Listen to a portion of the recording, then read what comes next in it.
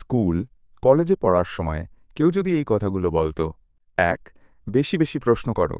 সারা জীবন বোকা থাকার চেয়ে ৫ মিনিটের জন্য বোকা হওয়াই ভালো। ২. শেখার ব্যাপারে নির্লজ্জ হও। শেখার জন্য দরকার হলে কারো পায়ের কাছে বসে থাকো। শেখার সময় কোনো ইগো রাখা যাবে না।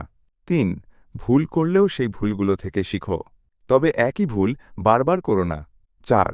নতুন নতুন জায়গা আর খাবার এক্সপ্লোর করো, তবে বন্ধুদের পাল্লায় পড়ে ২ টান দেওয়া কিংবা নেশাজাতীয় কিছু ট্রাই করতে যেও না। দুনিয়াতে ট্রাই করার মতো অনেক মজার মজার খাবারদাবার আছে, সেগুলো খেয়ে দেখো। ৫. নিজের স্বাস্থ্যের দিকে খেয়াল রাখো, শারীরিক ও মানসিক উভয়ই। সুষম খাবার খাওয়া, পর্যাপ্ত ঘুম, নিয়মিত ব্যায়াম এগুলো তোমার শারীরিক সুস্থতার জন্য অপরিহার্য। অতিরিক্ত চাপ বা দুশ্চিন্তা এড়িয়ে চলো। ৬.